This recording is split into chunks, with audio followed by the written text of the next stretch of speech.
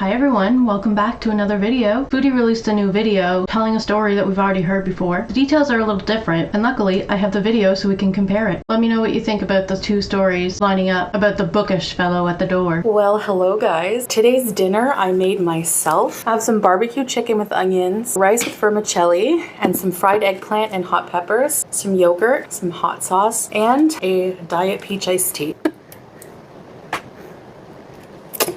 Now, I know people were complaining about how big my spoon was, so I found a smaller spoon. Also, I don't like the metal sounds. Beauty bite.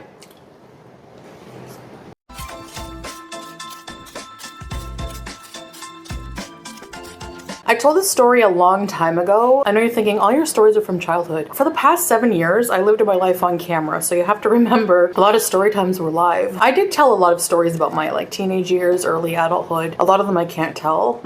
My childhood was more innocent, okay? I was talking to my mom about this the other day. I wanted to ask her details. So a bit of the details might be a bit different. I was a kid, I don't remember exactly how old, but maybe 8, something like that. We moved to this really brand new, nice apartment. I sometimes still even drive by it when I go to Cornwall, my hometown. It's an older building now, and there's newer ones built around it. I remember one night, my mother and I were alone. My stepdad was working. I didn't want to go to sleep. I was having trouble going to sleep. I was always like that. Just 10 more minutes, just 10 more minutes. Never wanted to go to bed. I like staying up late. So my mom put on a movie, one of my favorites, Sleeping Beauty, like the original Disney one, to try to get me to be sleepy. And the story just creeps me out to this day when I think about it. You know what I was watching? Alice in Wonderland, like the old Disney movie. My favorite part is the stoned caterpillar. A-E-I-O-U.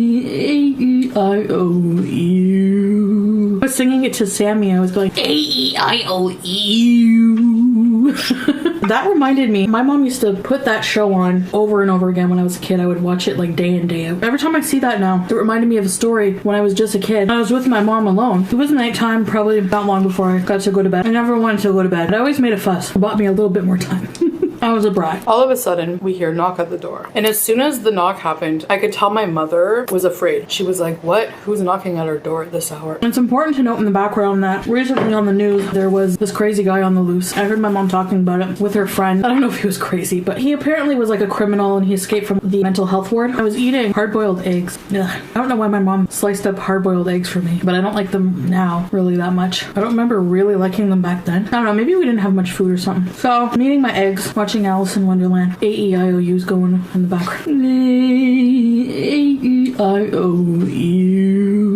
All of a sudden, we hear this loud knock at the door. My mom, she was just talking to her friend on the phone about this escapee maniac on the loose. And bang, bang, bang. I just remember being so terrified. I know this is weird, but as a kid, I remember thinking in my head, please just let us be okay. Don't let us get murdered by this maniac. I'll eat all the boiled eggs in the world, I promise. Cartoon's still going. Mom kind of just turned down the volume. She's like, shh, come here. The fact that she was scared me, What do you do when your protector is scared? Don't answer it. So she was like, who is it? There was no answer. And the knocking continued. I kept knocking and knocking. And there was no answer. And we were both like, what the heck, And my mom must have been really afraid. We had a keyhole, we could see through a key, an eye hole and see out into the, not a keyhole, but those things you look in to see who's in the hall. It's like she was too afraid to approach the door or something. But finally she did. And she looked out and she was like, oh, I saw some relief on her. And I was super curious. Who is it? Then all of a sudden we hear a person saying my mom's name. My mom looked relief and she went and looked in the peephole and answered the door. She opens the door and I'm like, oh, it must be someone she knows. And it was this nice man, a neighbor. And to our relief, it was Mr. LeBlanc. Mr. LeBlanc is this hermit guy who lived downstairs. He had pet squirrels. He just kept to himself a lot and lived by himself. But he got along well with my mom. My mom just got one of those personalities, And she would bring him homemade turkey and rice soup when she made it. We were relieved that, okay, it's not the maniac guy, but here's the twist. Comes in, stays at the door. I remember making eye contact with Mr. LeBlanc when he came in. I remember seeing kind soul. You could just look in someone's eyes and tell they're kind-hearted. You know who he reminded me of? He looked like Steve Buscemi.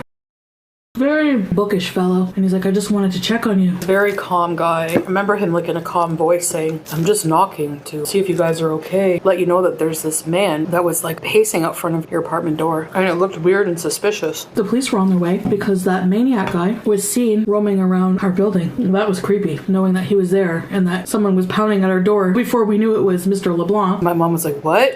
She was obviously startled and afraid. And she was like, my husband's gonna be home soon. I imagine she was saying saying that out loud to deter, like, in case the guy was still in the building somewhere. Now that I think about it, my stepdad did come home not long after. My mom was like freaked out, but it never happened again. And it makes me wonder, like, was the neighbor like the culprit the whole time? Like, was he like just making up some story to talk to my mom? I don't know, because after she said like my husband, he kind of didn't really talk to her anymore after that. It was weird, but that's what happened, or what we remember. When I saw that Alice in Wonderland, it brought me back to that time. My mom and I have been through a lot together, that's for sure. I wonder what Mr. LeBlanc is up to.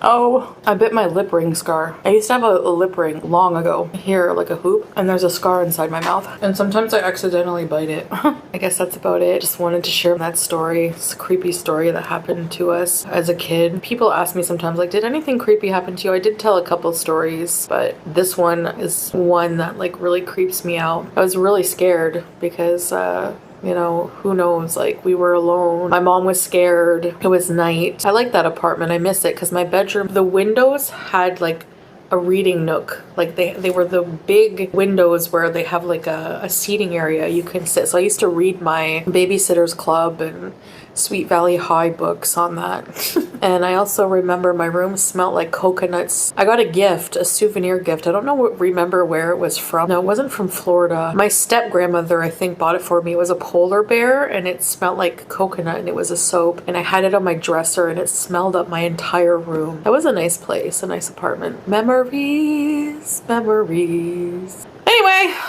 I guess that's it for this video. Bye. Alright, that's it. Thanks for watching.